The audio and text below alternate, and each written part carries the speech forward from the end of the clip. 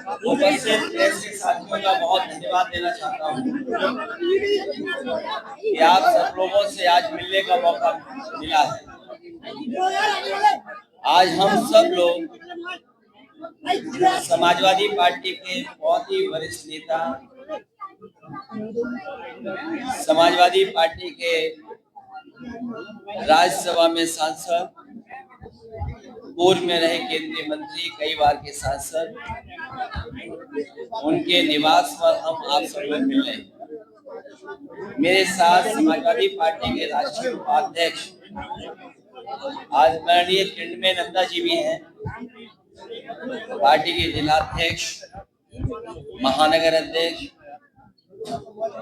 और मथुरा के जिलाध्यक्ष, हाथरस के जिलाध्यक्ष और कई महत्वपूर्ण साथी हैं। जिस समय मैंने आने का फैसला लिया था, उस समय मैंने यही कहा था कि हमें कोई प्रदर्शन नहीं करना है, कोई हमें राजनीतिक जिस तरीके का ताकत दिखानी वो हमें नहीं दिखाना है। मुझे अपनी पार्टी के नेता से मिलकर आज जाना है, उनके घर निवास में जो परिवार के सदस्यों से मिलने जा रहा हूँ। इससे पहले भी पार्टी के हमारे राष्ट्रीय प्रमुख महासचिव दूसरे दिन ही आदरणीय रामजी सुमन जी से मिलने आए थे। राष्ट्रीय प्रमुख महासचिव भी पहुंचे थे। जो घटनाक्रम हुआ है, जिस बात को लेकर के यहाँ पर आगरा में तलवारें लहराई गई, बंदूकें भी लहराई गई, डंडे थे वो लहराए गए। सुना है कि वो शांतिपूर्ण तरीके से सम्मेलन करने की परमिशन सरकार ने दी थी, और उससे पहले आपने सबने वो तस्वीरें देखी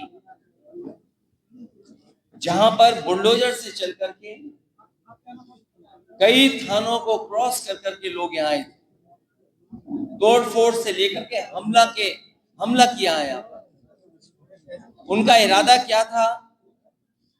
उनका इरादा ये भी रहा होगा कि जान ले लें, क्योंकि जिस तरह के कथन, जिस तरह के वीडियो आ रहे हैं सामने,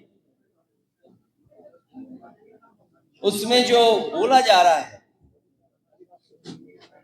लोकतंत्र में, आजाद देश में इस तरह की भाषा और व्यवहार किसी के साथ नहीं हुआ होगा जिस तरह का आपने व्यवहार और भाषा को देखा है। ये जो तलवारें लहराई जा रही थी, ये भोले सीधे साधे लोगों का फायदा उठा रहा था कोई। मैं इस बात को इसलिए कह रहा हूं, जिसने मुझे मारने का कहा कि मैं गोली मार दूंगा, वो बहुत ही गरीब, भोला भाला, सीधा इंसान है। इसी तरह बहुत सारे भोले भाले लोग आए थे, उन्हें कठपुतली की तरह इस्तेमाल किया जा रहा था। उन्हें ये भी नहीं पता था कि उनकी कठपुतली बनाने में किनकी उंगलियों में धागा है। लखनऊ वालों के हाथ में धागा था कि दिल्ली वालों के हाथ में धागा था। ये जो कुछ हम लोगों ने देखा, ये लखनऊ और दिल्ली का जो झगड़ा है बड़ा वाला, उसकी वजह से ये ताकत दिखाने का प्रदर्शन हुआ था। आगरा सामाजिक न्याय के राज के स्थापित करने का जो संकल्प हम लोग उठा रहे हैं, उसी से रास्ता खुलेगा, क्योंकि बाबा साहब भीमराव अंबेडकर जी का दिया हुआ संविधान ये हमारे लिए ढाल है। और कई मौकों पर कहा कि संविधान ढाल के साथ साथ संविधान हमारा संजीवनी है। और अभी तक तो बाबा साहब भीमराव अम्बेडकर जी का संविधान हमारे सम्मान को, हमारे हक को, हमारे अधिकार को बचाते आया है, वही हमारा ढाल बनकर निकला है। इसलिए मैं कहना चाहता हूं, सामाजिक न्याय का राज स्थापित करने का जो संकल्प हम सब लोगों ने उठाया है, उसके लिए हम आज से आगरा को सामाजिक न्याय की प्रतीकात्मक राजधानी के रूप में स्वीकार करने की घोषणा करते हैं, क्योंकि आगरा जैसी जगह पर ही संकल्प लेना हम समाजवादियों के लिए बड़ी बात होगी। आगरा पीडीए के मान सम्मान के संघर्ष का नया कुरुक्षेत्र बनकर के निकला है और हमारे पीडीए के सम्मान और पीडीए से जुड़े हुए लोगों को बहुत बार अपमानित होना पड़ता है। समय समय पे हम लोगों ने अपमानित महसूस किया, अपमानित हुए हैं। जो आदरणीय सुमन जी के घर पे हमला हुआ है, ये कोई अचानक वाला नहीं था। आदरणीय सुमन जी के घर पर जो हुआ है हमला, वो बहुत सोच समझ करके हमला हुआ है, बहुत सोच समझ करके तैयारी के साथ हमला किया गया है। ये कोई सुनने में आ रहा है, जो सुनने में आ रहा है, हो सकता है वो बात आप लोगों तक मुझसे पहले पहुंच गई हो। योगी जी की निगरानी में उनके एक सलाहकार और कुछ इंडिपेंडेंट स्वजातीय एमएलए जो राजस्थान के थे, इंडिपेंडेंट एमएलए को लखनऊ के एक बड़े होटल में बुलाया गया था। फिर इस मुद्दे की पटकथा उस सीएम के सलाहकार ने इन स्वजातीय एमएलए के साथ मिलकर लिखी कि राजस्थान और यूपी के कुछ अराजक तत्व और योगी सेना को फंडिंग की, ताकि ये माहौल बनाया जाए जिससे दो फायदे हों।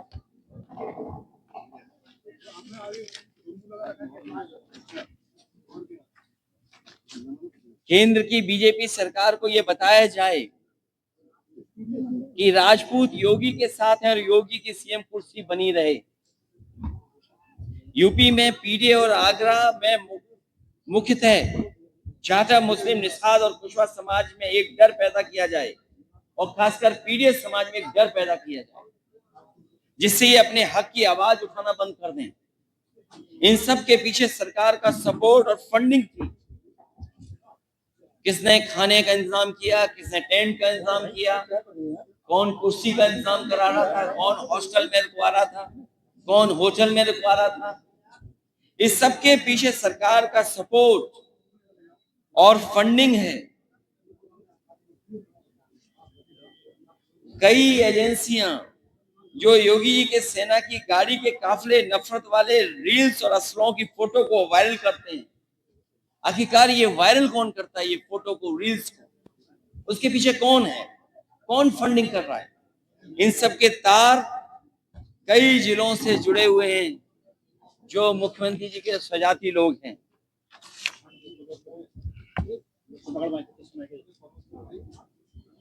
और मैं इसलिए कहता हूं कि सरकार पिछड़े, दलितों और अल्पसंख्यकों को डराना चाहती है। कई मौकों पर हम लोगों ने घटनाओं में देखा है, उनके काम करने के तरीके को देखा है, क्योंकि वो जानते हैं कि पीडीए की ताकत 2027 में सपा को साथ दे रही है। सपा के साथ खड़े हैं पीडीए के लोग, उसे डराएं, धमकाएं। और वो डराना धमकाना हम लोगों ने देखा था। अभी जो बाई इलेक्शन हुआ था, उसमें किस तरीके से डराया धमकाया गया था, उन्हें वोट तक नहीं डालने दिया गया था। ये बड़ी साजिश थी। और मैं कुछ उदाहरण हाल के ही देना चाहता हूं, मैं पुराने उदाहरण कोई नहीं देना चाहता हूं। किस तरीके के सरकार का व्यवहार है डराने का, मैं वही उदाहरण कुछ देना चाहता हूं। हालांकि कुछ बातें आज जब मैं अपनी पार्टी के दलित सांसद आजी सुमन जी के साथ खड़ा हूं, तो याद होगा मुझे गोली मारने की धमकी मिल रही है। जैसे फूलन देवी जी को मारा, जैसे वैसे तुम्हें मारेंगे। आखिरकार कौन है इनके पीछे? और अगर ये धमकी दी गई है, अगर वो पोस्ट वायरल हो रही है, सोशल मीडिया पे चल रही है, वैसे तो सरकार को खुद संज्ञान लेना चाहिए, लेकिन अगर हमारी पार्टी के लोग शिकायत भी करने जा रहे हैं तो उस पर एफआईआर दर्ज नहीं हो रही है। बीजेपी के लोग कुछ भी लिख सकते हैं, उन पे एफआईआर नहीं होगी, कड़ी कार्रवाई नहीं होगी, और अगर एफआईआर हो भी जाएगी तो कार्रवाई नहीं होगी। करीबन 25-30 एफआईआर तो हम दिखा चुके हैं। इस सरकार में जाति कैसे काम कर रही है उसे देखिए। सम्राट अशोक, जिन्हें कुशवाहा मौर्य समाज अपना भगवान मानता है, उनकी जयंती पर सौहार्दपूर्ण आयोजन, एक व्यक्ति ने तलवार से केक काट दिया, उस पर कार्रवाई हो गई, पर पुलिस ड्रोन की निगरानी में तलवार लहराती योगी सेना के लोगों को पूरे सम्मान के साथ कोई कार्रवाई नहीं हुई। अगर कहीं कोई कार्रवाई हुई हो तो बताइए आप। और याद कीजिए क्या कहा जाता है जब पुरानी सरकार हुआ करती। एक बहुत प्रतिष्ठित चैनल की मैं न्यूज के आधार पर ये बात कह रहा हूं कि Yadav take over of UP police, मतलब यूपी की पुलिस में बस यादव है। ये एक प्रतिष्ठित न्यूज चैनल, और ऐसी कई फर्जी खबरें चलाई जाती थी। केवल एक नहीं खबर चलती थी, बहुत सी खबरें चलती थी। लेकिन आज जो आंकड़े हैं 2025 के, वो खबरें कहीं नहीं चल रही। आगरा में 48 थाने हैं, बताओ पीडीए कितने हैं थानों में। मैनपुरी में 15 थाने हैं, जो सरकार के सुजाती लोग हैं। मैनपुरी में 15 थाने, 15 में 10 में हैं वो लोग। महोबा में 11 थाने हैं, 6 में सिंह साहब लोग। पीडीए के केवल 3 हैं। चित्रकूट में 10 थाने हैं, ज्यादातर में सिंह साहब लोग बैठे। यूपी एसटीएफ के बारे में हम लोगों ने कई बार सवाल खड़े किए। 21 अधिकारी हैं, 11 सिंह साहब हैं, 3 केवल पीडीए हैं। और ग्राफ भी लाया हूं मैं, अगर आप चाहें तो ग्राफ भी मैं दे सकता हूं, दिखा सकता हूं आपको।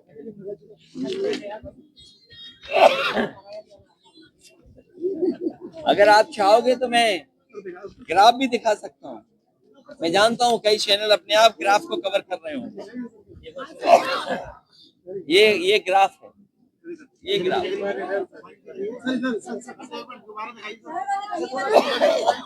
ये है। ये तो मैं केवल 4 जगह का बता रहा हूं मैं आपको, केवल 4 जगह की बात कर रहा हूं मैं केवल। एसटीएफ का देख लीजिए आप,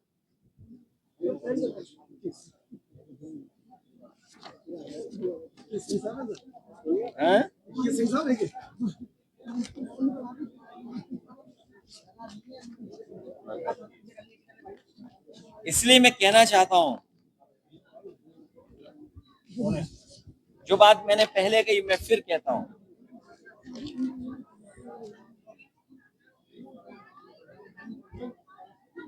जो तथाकथित शक्ति प्रदर्शन आगरा में हुआ था, वो दिल्ली वाले लखनऊ वालों के बीच के सत्ता संघर्ष से उपजा था। मनमानी की मनसबदारी का दौर अब नहीं चलेगा, क्योंकि अब बाबा साहब भीमराव अंबेडकर जी का संविधान है। संविधान ही सर्वोपरि ही रहेगा, पहले भी था और आगे भी रहेगा।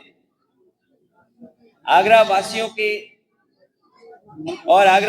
को आगे आकर के हिंसात्मक राजनीति का विरोध करना चाहिए। हम लोग तो विरोध कर ही रहे हैं, लेकिन आपके माध्यम से मैं आगरा वासियों से भी अपील करूंगा कि इस हिंसात्मक राजनीति का विरोध करना चाहिए, क्योंकि अगर आगरा का अमन चैन बिगड़ा और दुनिया भर में इसकी चर्चा हुई तो अंतर्राष्ट्रीय स्तर पर आगरा की छवि खराब होगी और पर्यटक यहाँ आने से कतराएंगे, जिसका सीधा असर आगरा के लोगों के काम कारोबार पर पड़ेगा और स्थानीय अर्थव्यवस्था बुरी तरह प्रभावित रहेगी। जिन लोगों ने केवल नफरत की राजनीति के लिए मुगल म्यूजियम का नाम बदल दिया, छत्रपति शिवाजी महाराज जी के नाम पर किया, अगर उनके नाम पर किया, किसी ने विरोध नहीं किया, हम लोगों ने भी विरोध नहीं किया। वो दुनिया का सबसे बड़ा आर्किटेक्ट, उसके माध्यम से वो बन रहा था, लेकिन क्योंकि समाजवादी लोग बना रहे थे इसलिए वो म्यूजियम आगे भी नहीं बढ़ा, वैसा का वैसे दिखाई दे रहा है। उस म्यूजियम को बढ़ाया भी नहीं इन्होंने। जिस शहर को स्मार्ट सिटी बनाना था, जिस शहर को स्मार्ट सिटी बनाना था, वो शहर जाम में फंस गया, उलझ गया जाम में। जिस नदी के बारे में कहा कि हम यमुना साफ कर देंगे, यमुना नदी साफ हो जाएगी, माँ गंगा को साफ करेंगे, आपके सामने है यमुना नदी को कितना साफ किया, माँ गंगा को कितना साफ किया। ये जो मेट्रो का विकास भी दिख रहा है, ये समाजवादियों की देन है। इसी तरह बड़े पैमाने पे इन्वेस्टमेंट आए। यूपीएसआईडीसी से एक बहुत बड़े देश के एक उद्योगपतियों को लाने के लिए, एक बड़ा शहर बसाने के लिए संजय खान जी को भी हम लोग लेकर के आए थे, जमीन उपलब्ध करा दी थी।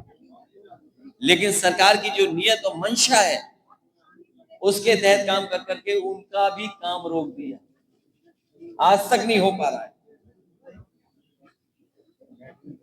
इसलिए मैं आपसे कहना चाहता हूं कि ये जानबूझ करके पीडीए परिवार को और खासकर आदरणीय रामजी सुमन जी को अपमानित करने के लिए काम किया था, समाज में जहर घोल दे इसलिए काम किया गया था, अपनी नाकामियों को छिपा ले इसलिए काम किया गया था। आज के लोकतांत्रिक देश में कोई नंगी तलवारें नहीं घुमा सकता है। नंगी तलवारें और किस तरह का भाषा और व्यवहार का इस्तेमाल हुआ है, जो आज भी सोशल मीडिया पे चल रहा है। और तब जब रामजी सुमन जी ने, जो हमारी पार्टी के वरिष्ठ नेता हैं, उनकी कही हुई बात हाउस के रिकॉर्ड से निकाल दी गई, अगर रिकॉर्ड से जो बात निकाली गई वो किस तरीके से सर्कुलेट की गई सोशल मीडिया पे, ये जिम्मेदारी विपक्ष के लोगों की नहीं है। अब भविष्य में भी अगर कोई बात सदन में कही जाए, और सदन कम से कम वो प्लेटफॉर्म है जहां अपनी बात रखी जा सकती है, जहां एक पक्ष कहा जा सकता है, दूसरा पक्ष भी कहता है, और इतिहास में कई ऐसे उदाहरण हैं जहां सदन में न जाने कितनी बातें कही गई हैं, लेकिन सरकार की जिम्मेदारी बनती थी उसको नहीं फैलाए। लेकिन सरकार जानबूझ करके भोले भाले लोगों को कठपुतली बना करके उनसे राजनीतिक लाभ लेना चाहती थी, उसमें कामयाब नहीं होंगे। पीडीए परिवार जागरूक हो गया है और आगरा में हम लोग संकल्प लेते हैं कि न्याय का राज के साथ साथ सामाजिक न्याय के राज की स्थापना के लिए हम पीडीए परिवार के लोग एकजुट होकर के लगातार काम करते रहेंगे। मुझे याद है इस सरकार की नीयत, जिस समय 17 में सरकार बनी थी, उस समय जो आरक्षण व्यवस्था लागू थी वो आरक्षण व्यवस्था अलग तरह से लागू थी। सुप्रीम कोर्ट के निर्देश और फैसले के बाद लेकिन आपने जो राणा साना के सबूत हैं, राणा साना की पत्नी कर्मावती ने भी बाबर के बेटे हमारे को बुलाया था। ये जो ना अन्ना भाई के अन्ना, मैंने आपसे कहा और मैंने लोकसभा में भी कहा, कई मौकों पर मैंने कहा, आप इसे मैं कई मौकों पर कहा, जो इतिहास हमें आगे न बढ़ाता हो, जो इतिहास हमारे आपके बीच में दूरियां पैदा करता हो, जो इतिहास समझने से हमारी प्रोग्रेसिव पॉलिटिक्स को ठेस पहुंचती हो, उस इतिहास को इतिहास ही रहना चाहिए, क्योंकि इतिहास में बहुत सारी ऐसी चीजें छिपी हैं, कुछ आपको अच्छी नहीं लगेंगी, कुछ मुझे अच्छी नहीं लगेंगी, इसलिए इतिहास को इतिहास ही रहने देना चाहिए। सर, राम गोपाल जी आगरा आए थे, उन्होंने कहा था कि ईद के बाद समाजवादी पार्टी सड़कों पर उतरकर प्रदर्शन करेगी। अब क्या समाजवादी पार्टी की ऐसी कोई प्लानिंग है, आगे क्या करने जा रही है? समाजवादी पार्टी बाबा साहब भीमराव अम्बेडकर जी का संविधान को और जो हमें लोकतंत्र में अधिकार मिले हैं, उन अधिकारों के तहत हम लोग आगे बढ़ रहे हैं और हमें पूरा भरोसा है अपने संविधान और कानून पर। जिन्होंने तलवारें लहराई, जिन्होंने सुना है कि बहुत सी तैयारी के साथ कुछ कुछ रख करके लाए थे, और जिन्होंने गालियां दी हैं जो आज भी सोशल मीडिया पे चल रही हैं, उनके खिलाफ कार्रवाई होगी। हम लोग कानून मानने वाले लोग हैं, बीजेपी कानून मानने वाली नहीं है। बीजेपी अधिकारों को छीनने वाली है, संविधान पे चलने वाली नहीं है। योगी जी आगरा आए थे, समाजवादी पार्टी दलित विरोधी हॉस्पिटलों के नाम अम्बेडकर की इस लड़ाई का अंत समाजवादी पार्टी यहाँ कर दे रही है। आज देखिए, बहुत मोटा मोटा इतिहास में जाना चाहिए। राजपाट आए चले गए, कभी किसी का राज था, मुगलों ने राज कर लिया, फिर मुगलों का राज चला गया, अंग्रेजों ने राज कर लिया, फिर हम सब हिंदुस्तानी मिलकर के अंग्रेजों को हटा दिया, अब फिर हम सब लोगों को मिलकर के भारतीय जनता पार्टी को हटा। योगी जी आगरा आए तो उनके द्वारा बताया गया कि अम्बेडकर हॉस्पिटल के नाम बदल दिया गया था, वो दलित की राजनीति करते थे, कहेंगे इसके ऊपर? पहले तो एक बात दिमाग में आप डाल लो, योगी जी को कुछ नहीं आता है। आपको याद है उन्होंने सदन में कहा था 46 में 56, याद है आपको? 46 में 56। वो जीरो को जानते नहीं, जीरो क्या होता है, वो अंडा और जीरो को जानते नहीं है। और अगर संविधान को जाना होता है तो क्या वो डंडे की बात करते? क्या वो डंडे की बात करेंगे? क्या विधानसभा में ये जाएगा ठोक दो, और ठोक दो का असर क्या हुआ? आपको याद होगा, एक वाल्मीकि नौजवान थाने में मार दिया गया था, पीट पीट कर। आजमगढ़ में एक दलित, उसको इतना मारा, और देखिए पुलिस को बचने के लिए, अपने आप को बचाने के लिए कहा कि इसने फांसी लगा दी। और फांसी किससे दिखाई पुलिस ने? नाड़े से और पतली रस्सी से। अभी एक उपाध्याय, गरीब ब्राह्मण, बस्ती में पीट पीट करके मार दिया गया थाने में। तो ये ठोको नीति का असर नहीं है।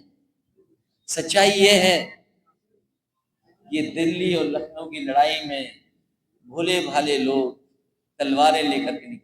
योगी जी ने कहा था शरिया कानून से नहीं चलेगा, संविधान से चलेगा। केंद्र में आप वैसे मैं आपको बता दूं, कानून से नहीं चलेगा तो मैं आपको बता दूं, मैं एक बात बता दूं, भारतीय जनता पार्टी कभी भी मुद्दों पर बहस नहीं करना चाहती। ये जो महंगाई है इस पर बात नहीं करेगी, जो किसान की आय दोगुनी की बात, इस पर बात नहीं करेगी, आपके अपने आगरा की जो समस्या का समाधान पे बात नहीं करेगी।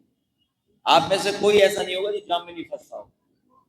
और ये स्मार्ट सिटी है, मेट्रो अगर हम लोगों ने न दी होती तो मेट्रो का काम भी अभी नहीं पूरा कर पा रहे।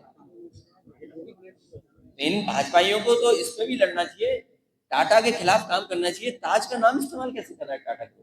तो योगी जी ने कहा ये धरना क्यों नहीं दे रहे हैं? मैं आपसे जानना चाहता हूं कि कभी आपने सोचा टाटा जैसा इतना प्रतिष्ठित ग्रुप इतने बड़े पैमाने पर लाखों लोगों को नौकरी रोजगार देता है, हमारी देश की अर्थव्यवस्था को बहुत मजबूत बनाता है। भाजपाइयों को तो जाकर के वहां भी विरोध करना चाहिए। वक्त बिल पर मुझे उम्मीद है सुप्रीम कोर्ट न्याय करेगा, और जिस दिशा में सुप्रीम कोर्ट बता रहा है और जो चर्चाएं में बात आ रही है, सरकार मनमानी कर रही है। ये मन विधान से चलने वाले लोग हैं, संविधान से चलने वाले लोग नहीं है। योगी जी ने कहा शरिया कानून खत्म करो यार, बहुत हो गया। मैं आपसे कहना चाहता हूँ, ये जो ग्राफ है, ये ग्राफ को जरा ध्यान से पढ़ लो, देख लो, आपको सब समझ में आ जाएगा। अगर ये नहीं समझ में आ रहा हो तो फिर मैं और क्या चर्चा करूँ। आवाज दबाने के लिए अखिलेश जो परिवार होता है आगरा के अंदर, उससे मुलाकात करेंगे आप? हमारी पार्टी के लोग मिलेंगे, क्योंकि मथुरा का दूल्हा था। सर, बीजेपी बोल रही है कि रामजी लाल जी के बयान को समाजवादी पार्टी राजनीतिक फायदे के रूप में इस्तेमाल कर रही है। तो उनका नाम राम जी है, तो राम है उनके नाम में, तो मैं लाभ उठा रहा हूँ लाभ। ये क्या बात हुई है? क्या स्वीकार करेंगे कि उनके नाम में राम है? ये भारतीय जनता पार्टी वो लोग हैं, अगर इनको छू लो तो गंगा जल से धोएंगे ये लोग। ये छूना स्वीकार नहीं करते हैं। ये सदियों से समाज अपमानित हुए, हजारों साल से, और आज भी अपमानित करते हैं भारतीय जनता पार्टी के लोग। क्या हमने आपने नहीं देखा कि जिस मंदिर में मैं गया उस मंदिर को गंगा जल से धुलवा दिया? आपकी आवाज को भी धोया गया था। तो आप भारतीय जनता पार्टी को समझ लीजिए, ये वर्चस्ववादी प्रभुत्ववादी लोग हैं, ये कभी भी स्वीकार नहीं कर सकते हैं। ये सदियों पुरानी रूढ़िवादी व्यवस्था को लागू करना चाहते हैं। पार्टी है संसद में, आप सेकंड सबसे बड़ी पार्टी हो, थर्ड लार्जेस्ट। दलित परिवार से आप हाँ सर, विपक्ष में। विपक्ष में खड़े हैं आप, तो कांग्रेस इस मुद्दे पर आपका साथ नहीं दे रही है, इसमें आप क्या कहेंगे? सदन में तो साथ दिया होगा। क्षत्रिय करणी सेना ने दलित परिवार ये- आगरा में बताया, उस पर हम मुलाकात ये करेंगे। नहीं साथ दिया है। ये लड़ाई बड़ी है, ये लड़ाई बड़ी है, और इस पे पूरा साथ मिला है इंडिया गठबंधन का। क्षत्रिय करणी सभी दलों का साथ मिला है। दलित परिवार से मिलेंगे तो बताया। देखिए, मुख्यमंत्री जी से तरीके से सजा देंगे। कौन राजेश शेखावत क्षत्रिय करणी सेना के